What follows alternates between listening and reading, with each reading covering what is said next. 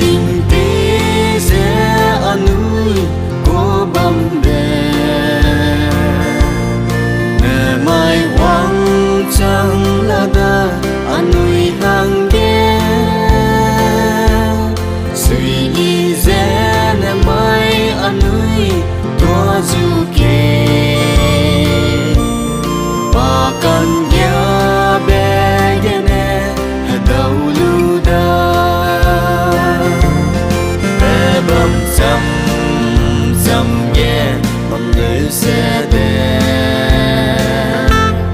ai sang bé nuôi dê mùa đã gai bê Christmas nè nuôi du đầu gai bê nuôi suy dê ta du kê suy bé lê tê dê toa du kê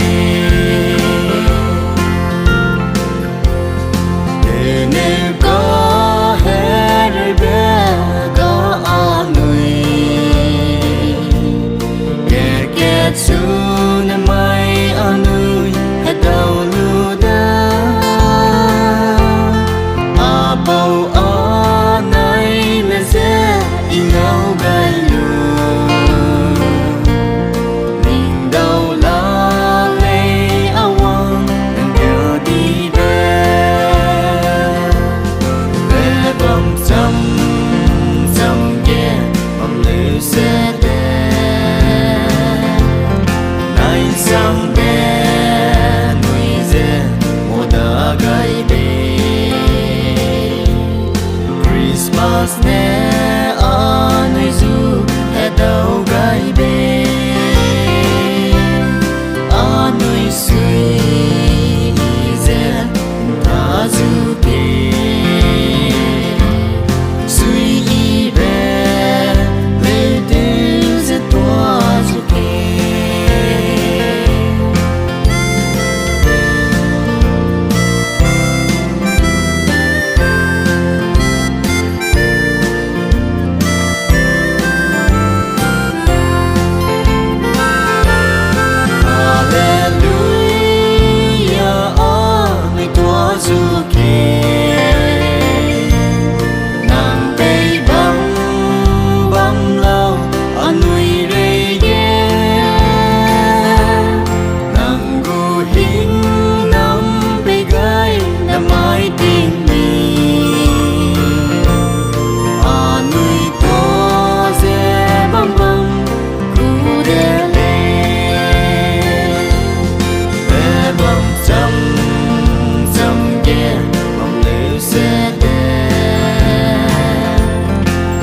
sang bé nuôi dê mùa đã gai bê Christmas nè